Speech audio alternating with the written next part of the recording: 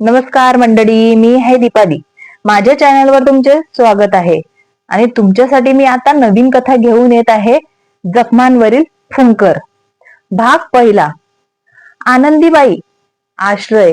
मोठ्या अक्षरात आश्रमाचे नाव होते. तिथे लहान मुलांपासून तर म्हाताऱ्यांपर्यंत सगळे राहत होते.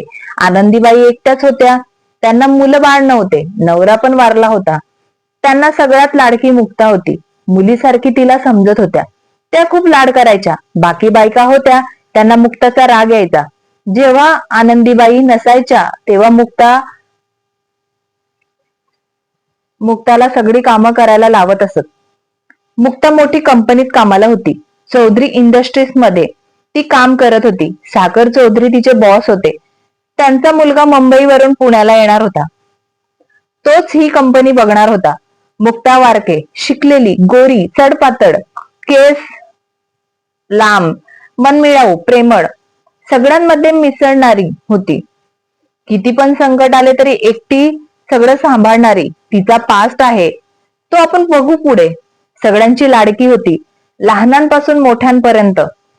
मुक्ता आश्रम साफ करत होती. तिला आज सुट्टी होती. तिचे आश्रम साफ करून झाले होते. ती फ्रेश झाली. आता आराम करेल की जयश्री आली. मुक्ता, आश्रमाचा मागचा भाग साफ करायचा आहे, जयश्री म्हणते. मुक्ता तशीच परत जयश्री सोबत गेली. तिथं काम करू लागली. सोन्या, मुक्ताताई केव्हाचे काम करत होती, आता इथं पण काम करायला आली. तिच्याकडून किती काम करून घेतात. जेव्हा वेळ ती ऑफिसमध्ये असते तेवढाच वेळ ती तिथला कामापासून वाचते, वर्षा म्हणतो. मी ताईला पाणी घेऊन येतो. ती किती दमली आहे, सोन्या म्हणतो. तू पाणी घेऊन ये, मी तिला मदत करतो, वर्षा म्हणतो. अजून 2-3 मुलींना घेऊन जातो मुक्ताला मदत करायला. सोनी पाणी घेऊन येतो, मुक्ताला देतो. मुक्ता पाणी पिते. आनंदीबाई येतात. मुक्ताला काम करताना बघतात. मुक्ता, आज सगळं काम करणार आहे का? थोडा आराम पण कर, आनंदीबाई म्हणतात. आता जाते आराम करायला, मुक्ता म्हणते. निघून जाते. माई म्हणजे आनंदीबाई, तिला माई म्हणत. जयश्री बाईने मुक्ताताईला कामाला लावले, सोन्या म्हणतो. ती जयश्री मुक्ताला का मागे लागते? मुक्ता खरंच चांगली आहे म्हणून मी इथे लाड करते, तिच्यावर प्रेम करते, आनंदीबाई म्हणतात. आम्ही ताई जवळ जातो, परत जयश्री ताई येऊन मुक्ता ताईला त्रास देईल, सोनू म्हणतो. सगळे मुक्ताकडे जातात. मुक्ता दमली होती. ती रूम मध्ये गेली. बेडवर आडवी पडली. मुलांनी पाहिले मुक्ता झोपली आहे.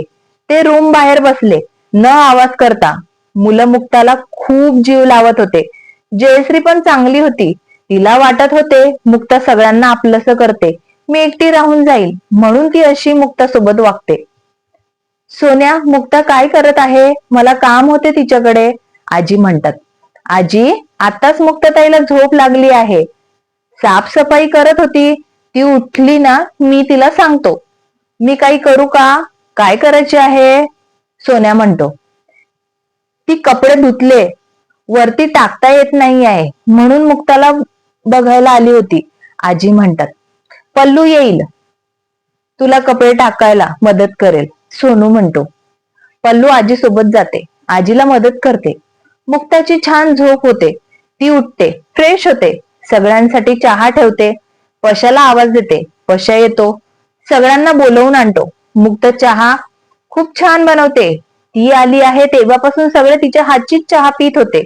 मुक्ताने छान असे फुलांचे झाडे लावले होते. त्यांना फुलं येत होती. मुक्ताला गार्डन मध्ये बसायला खूप आवडत होते. ती गार्डन मध्ये बसली की एक मावशी तिच्या जवळ येऊन बसल्या. मुक्ता, छान नोकरी करते, तुला पगार पण चांगला आहे, तू किती प्रेमळ आहे, सगळ्यांचे सगळं करते, तू लग्न का करत नाही? चांगला मुलगा बघ, लग्न करून टाक. आनंदी ताईला सांग, त्या तुझ्यासाठी छान मुलगा बघतील, त्या मावशी म्हणतात.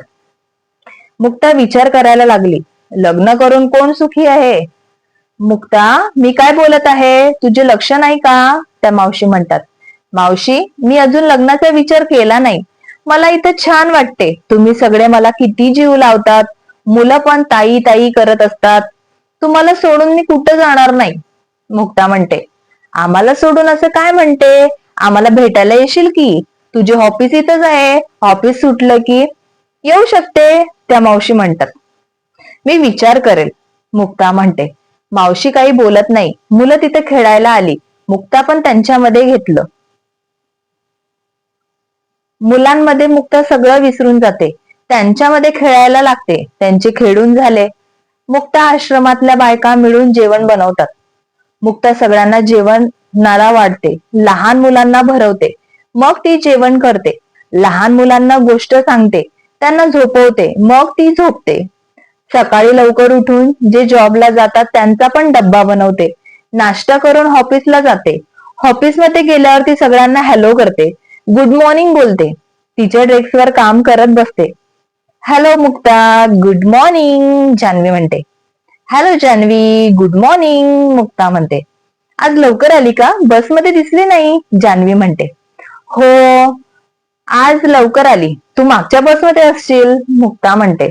असेल, चल कामाला लागते, सर येतील, जान्हवी म्हणते. जान्हवी आणि मुक्ता खूप चांगल्या मैत्रिणी असतात. दोघं पण कामाला लागतात. मिस्टर सागर ऑफिसला येतात. मुक्ताला कॅबिन मध्ये बोलवतात. मुक्ता काहीतरी सांगतात. मुक्ता कुठून आली, कशी आली, तिचे आई बाबा आहे की नाही ते पण माहिती नाही. तिला कोणी विचारले पण नाही. तिच्यासोबत काय झालं असेल आपण पुढे बघू. सागर सरांनी सांगितलेलं काम मुक्ता करत होती. तिला स्वागताचे काम दिले होते. वेलकम पार्टी ठेवली होती. सरांच्या घरी जाऊन तिला पार्टी तयारी करायची होती. ती आली, तिचे काम करत बसली होती. जान्हवी तिच्याकडे गेली. मुक्ता, सरांनी का बोलवले होते? जान्हवी म्हणते, सरांच्या घरी वेलकम पार्टी आहे. त्यांच्या घरी पार्टीची तयारी करायची आहे. माझ्यासोबत तू ये, आपण सगळं करून टाकू. चेतन कुठे आहे? तो पण आला असता, पटकन काम होऊन जाईल. मुक्ता म्हणते, तू माझी आठवण काढली म्हणून मी आलो. चेतन जान्हवीकडे बघतो. मुक्ताला म्हणतो, त्याला जान्हवी आवडत होती. त्याने तिला सांगितले नव्हते. चेतन, मस्ती नको. आपल्याला सरांच्या घरी जायचे आहे. त्यांच्या घरी पार्टी आहे. मी सरांकडून सगळं लिहून घेतले आहे. त्यांना कसं काय हवं आहे. मुक्ता म्हणते, कधी जायचे आहे? चेतन म्हणतो, लंच नंतर जाऊ. तोपर्यंत काम करून घे. मुक्ता म्हणते, येस बॉस. चेतन म्हणतो आणि त्याच्या डेस्कवर काम करायला लागतो. कोमल, त्यांचे काय चालू आहे? मुक्ता सरांच्या कॅबिन मध्ये गेली होती. सर तिलाच का बोलवतात? पूजा म्हणते, काही काम असेल म्हणून बोलवलं असेल. नाहीतरी ते तिघ सरांच्या मागे पुढे करत असतात. कोमल म्हणते, आपल्याला नाही बोलवत, आपण पण काम करतो की. पूजा म्हणते, मुक्ता सरांना आपलं कळणारी आहे. आपण सरांच्या मागे पुढे करत नाही म्हणून आपल्याला सर काही बोलवत नाही. कोमल म्हणते, आपण आपले काम करू, केव्हा तर सर आपल्याला सांगतील. पूजा म्हणते, पराग आला नाही का? कोमल म्हणते, त्याच्या आईला बरं नाहीये, तो हॉस्पिटलमध्ये घेऊन गेला आहे. तुला तो आवडतो तर त्याला सांगत का नाही? पूजा म्हणते, माझी हिंमत नाही होत म्हणून मी कधी त्याला सांगितले नाही. कोमल म्हणते, आता आपण काम करू. पूजा म्हणते, पूनम ताई, मला हे गणित समजेल का? सोन्या म्हणतो. पूनम बघते. सोन्या, गुड, छान आहे, बस खाली. पशा, तुझे झाले का? पूनम म्हणते. पशा पण दाखवतो. त्याचे थोडे चुकले होते. पूनम त्याला बरोबर करून समजवते. तो पण त्याचे करायला लागतो. आनंदीबाई तिथे येतात. पूनम, तुला मुलं त्रास देत नाही ना? त्यांनी त्रास दिला तर मला सांग, आनंदीबाई म्हणतात. मी आज त्यांना शिकवायला घेतले आहे. त्यांच्यासोबत आजच ओळख झाली. मुलं खूप छान आहे. शिकायची ओढ आहे. सोन्या हुशार आहे. पूनम म्हणते, मुलं खरंच गुणी आहे. तुमचे चालू द्या, मी येते, आनंदीबाई म्हणतात आणि त्या निघून जातात. मुक्ता नाहीतर जयश्री पण काही काम करत नाही. मस्त झोपून घेतलं होतं. मस्त आराम करत होती. पूनमचे शिकवून झाले होते. त्यांना अभ्यास द्यायचा होता. त्यांना अभ्यास देऊन उद्या मी सगळ्यांचे बघणार आहे. पूनम म्हणते. आनंदीबाईला सांगून पूनम निघून जाते. मुलं अभ्यास करत असतात. मुक्ता, लंच करून घे, आपल्याला सरांच्या घरी जायचे आहे. जान्हवी म्हणते, तू पुढे जा. चेतनला पण बोलव, मी आलेच. मुक्ता म्हणते. जान्हवी चेतन जवळ जाते. ए चल जेवायला, मुक्ता तिचं आवरून येत आहे. जान्हवी म्हणते, माझं छान नाव आहे चेतन, तू का घेत नाही? चेतन म्हणतो, तुझं नाव घ्यायला आवडत नाही म्हणून घेत नाही. जान्हवी म्हणते, लाज वाटते का? चेतन म्हणतो, तू चालतो आहे का? आपल्याला सरांच्या घरी पण जायचे आहे. जान्हवी म्हणते. जान्हवी लाजत पुढे निघून जाते. हाय ये गुस्सा, चेतन म्हणतो डब्बा घेऊन तिच्या मागे जायला निघतो. मुक्ता पण येते. जेवण करून सरांना भेटून सरांच्या घरी जायला निघतात. रिक्षाने सरांच्या घरी जातात. मुक्ता घर बघते. खूप मोठं घर असतं, खूप छान असतं. मुक्ता, किती छान घर आहे ना? घर काय महालच आहे. जान्हवी म्हणते. बाहेरून घर बघणार आहे का? आत जायचे आहे ना? चेतन म्हणतो. ते घराकडे जायला निघतात. दरवाजा वाजवतात. नोकर दरवाजा उघडतो. तुम्हाला कोण पाहिजे? नोकर म्हणतो, आम्हाला सागर सरांनी पाठवले आहे. मुक्ता म्हणते, मी ताईला बोलवतो, त्यांच्यासोबत बोला तुम्ही. नोकर म्हणतो, तुम्ही मॅडमला सांगा. मुक्ता म्हणते. नोकर सागर सरांच्या बायकोला बोलवून आणतो. त्यांना सागरने कॉल करून सांगितले असते. या तुम्ही घरात. नोकराला पाणी आणायला सांगतात.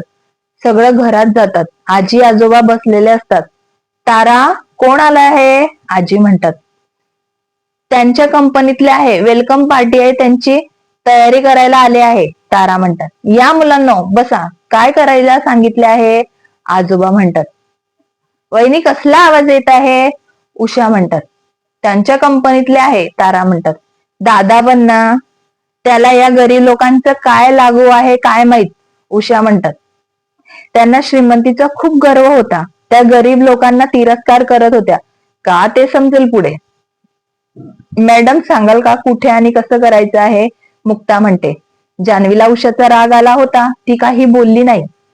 आपली नोकरी जायची. चेतन तर उषाकडे बघत राहिला. काय बाई आहे, सर किती चांगले आहे, किती मदत करतात, सगळ्यांसोबत बोलतात. ही बाई त्यांची बहीण आहे वाटत नाही, तो मनात विचार करत होता. त्याने जान्हवी आणि मुक्ताला हात पकडला आणि तारासोबत टेरेसवर निघून गेला. ताईच्या बोलण्याचा राग मानू नका, त्या बोलतात पण त्यांच्या मनात काही नसतं. तारा म्हणतात. मॅडम आम्हाला काही राग नाही आला, तुम्ही आम्हाला सांगा कोणत्या जागेवर करायचे आहे, आम्ही सगळं बघतो, काम करून निघून जाऊ. मुक्ता म्हणते. तारा त्यांना सगळं सांगतात. तिघं पण मन लावून ऐकत असतात. त्या निघून जातात. तिघं पण कामाला लागतात. पुढील भागात उषा सोबत काय झाले असेल? सागर सरांचा मुलगा कसा असेल? मुक्ता पुढे अजून काही वाढून ठेवलं असेल का? जाणून घेण्यासाठी ऐकत राहा जखमांवरील फुंकर. कथा आवडत असेल तर लाईक करा, कमेंट करा. पुढील भाग ऐकायचा असेल तर सबस्क्राईब करा, मला सपोर्ट करा. धन्यवाद.